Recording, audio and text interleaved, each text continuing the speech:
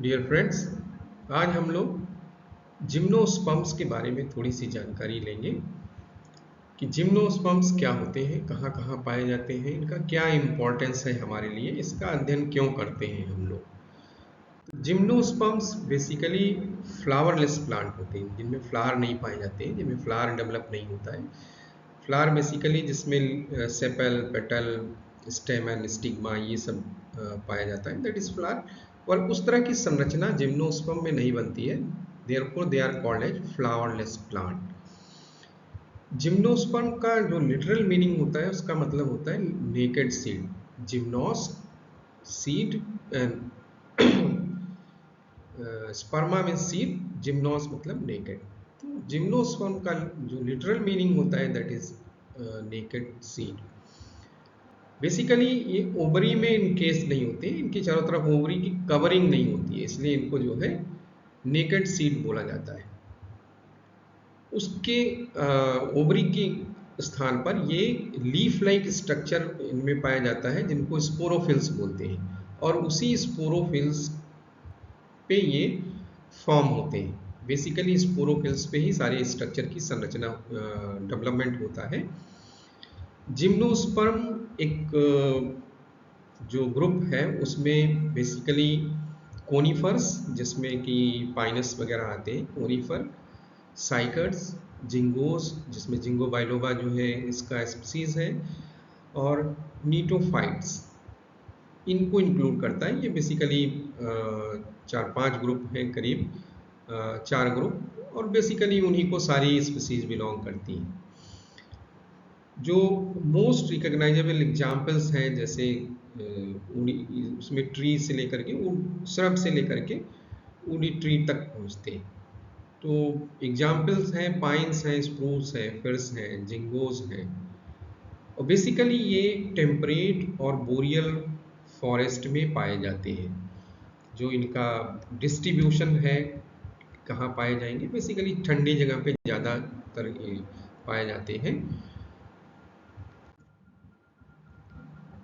तो अभी आपको मैंने बताया कि gymnosperms basically do not produce flower और फ्रूट। ट्रू फ्रूट नहीं बनता है। They are believed to be the first vascular plant to inhabit land appearing in Triassic period around 245 to 208 million year ago. 245 से 208 मिलियन ईयर एगो इनकी उत्पत्ति Triassic period में मानी जाती है, और ये माना जाता है कि पहले वेस्कुलर प्लांट है जो कि पृथ्वी पर सरवाइव किए और डोमिनेट किया इन्होंने। वेल डेवलप्ड वेस्कुलर सिस्टम पाया जाता है। वेल डेवलप्ड वेस्कुलर सिस्टम का मतलब होता है जाइलम फ्लोएम अच्छे से डेवलप हो, जिसमें वेसल्स भी पाई जाती हैं। Then there are about 1000 species of gymnosperm belonging to four main divisions: Coniferophyta, Cygodophyta, Zingophyta and Gnetophyta. ये चार डिविजन्स बनाए गए हैं जिम्नोस्पर्म के: कोनिफेरोफाइटा, साइकोडोफाइटा, जिंगोफाइटा और नीटोफाइटा। कोनिफेरोफाइटा में कोनिफर्स आते हैं जिसमें पाइनस आता है, साइकोडोफाइटा में साइकस आता है, जिंगोफाइटा में जिंगो बाइलोबा है, नीटोफाइटा में नीटम एक स्पीसीज है जिसको हम लोग स्टडी करते हैं, अध्ययन करते हैं। तो थोड़ा सा कोनिफेरोफाइटा के बारे में जानकारी लेते हैं। कोनिफेरोफाइटा डिवीजन जिसमें कि कोनिफर्स आते हैं। कोनिफर्स बेसिकली जो कोन्स बनाते हैं, जिनमें कोन्स बनता है, और इनका शेप भी लगभग पहाड़ों पे चूंकि ग्रो करते हैं तो इनके ट्री का शेप भी कोनिकल हो जाता है। और इसमें mostly conifers are evergreen, include some of the largest, tallest and oldest trees on the planet. Examples are pines, sequoias, firs, hemlock and spruce. तो बेसिकली जो कोनिफर्स होते हैं they are the largest and tallest and oldest tree. जैसे sequoia है, sequoia जो है one of the oldest tree on the earth. Then conifers are an economic important source of timber and products such as paper and wood. Gymnospermous wood is considered soft wood, unlike the hardwood of the some angiosperms. तो basically जो इनका importance है, study इसलिए करते हैं, ज़रूरी है ये इकोसिस्टम को रन करने के लिए। उसके अलावा इनका उपयोग टिम्बर, जो फर्नीचर बनाने के काम आता है, पेपर बनाया जाता है, उसके अलावा फूड भी बहुत सारे फूड मटेरियल्स यूज किए जाते हैं। उसके अलावा बहुत सारे केमिकल्स और भी चीज़ें बहुत सारी जो है इनसे निकाली जाती है। तो बेसिकली कोन बियरर्स होते हैं, दे बियर कोन। जो रिप्रोडक्शन होता है वो कोन के थ्रू होता है, इसलिए इनको कोनिफर के नाम दिया गया है। मेल और फीमेल जो रिप्रोडक्टिव स्ट्रक्चर्स होते हैं, they are formed in the form of cons.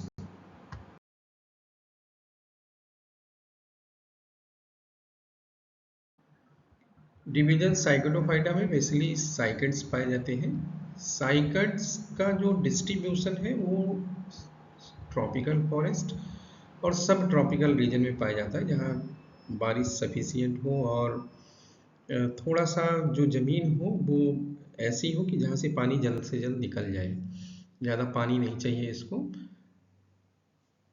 जो प्लांट होता है एवरग्रीन प्लांट होता है, हमेशा हरा रहता है। इसकी पत्तियां बहुत लंबी लंबी होती हैं, 1 से 2 मीटर तक पहुंच जाती हैं, और स्टेम छोटा और मोटा और स्लो ग्रोथ वाला स्टेम होता है। बेसिकली स्टेम बहुत तेज नहीं ग्रो करता है।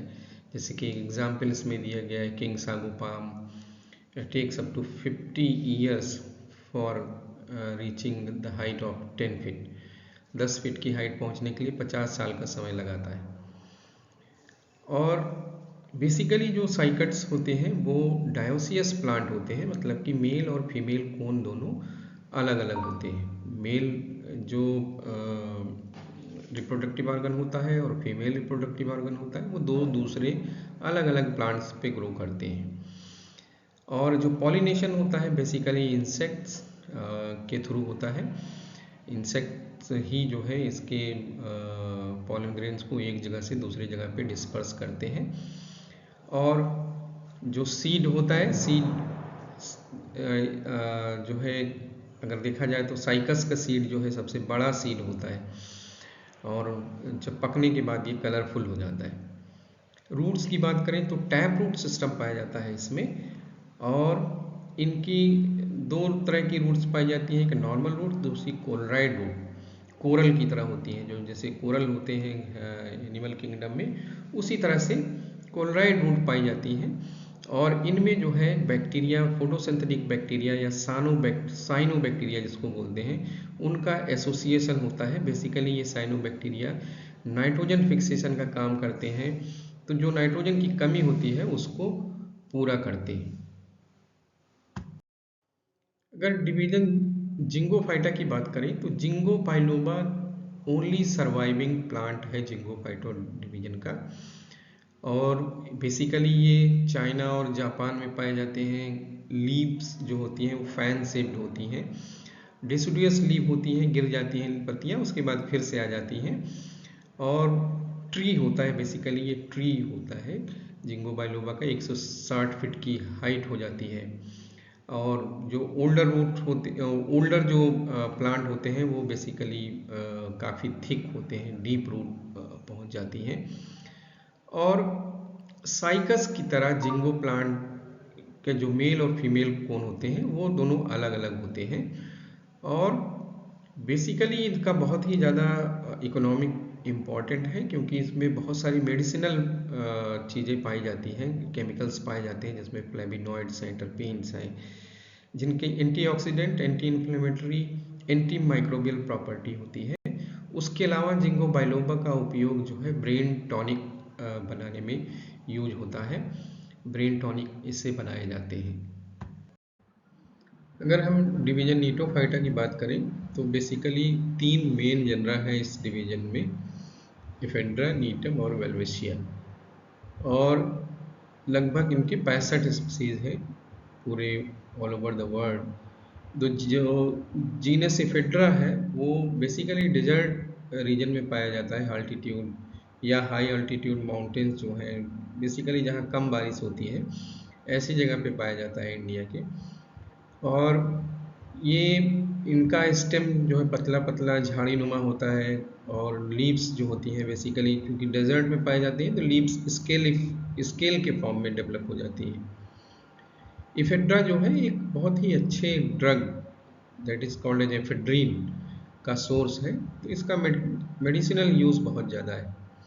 अगर नीटम की बात करें तो नीटम एक ट्री के फॉर्म में डेवलप करता है और ट्रॉपिकल रेन फॉरेस्ट में पाया जाता है बेसिकली, या ट्री होगा या जो है वाइन्स होती है, वाइन्स मतलब कि जो किसी दूसरे प्लांट के सहारे लपेट कर चढ़ती हैं, लपेट कर उनको आगे बढ़ती हैं, तो they are called as wines.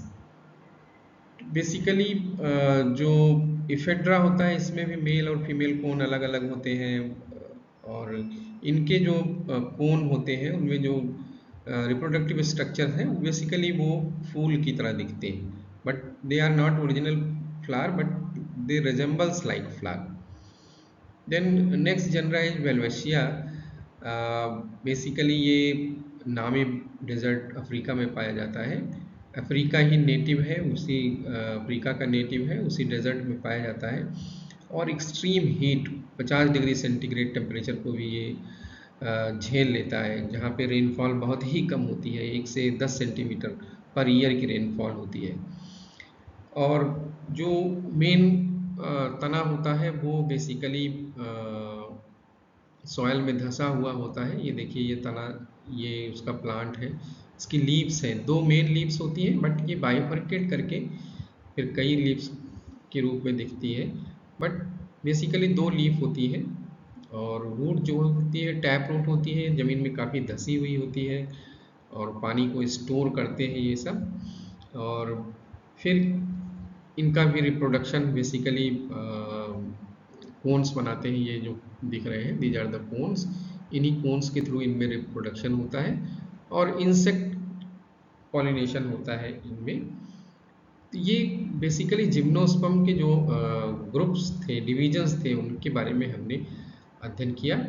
Next जो लेक्चर होगा उसमें हम लोग एक पर्टिकुलर जनरा को स्टडी करेंगे जो कि आपके सिलेबस में है, दैट इज साइकस।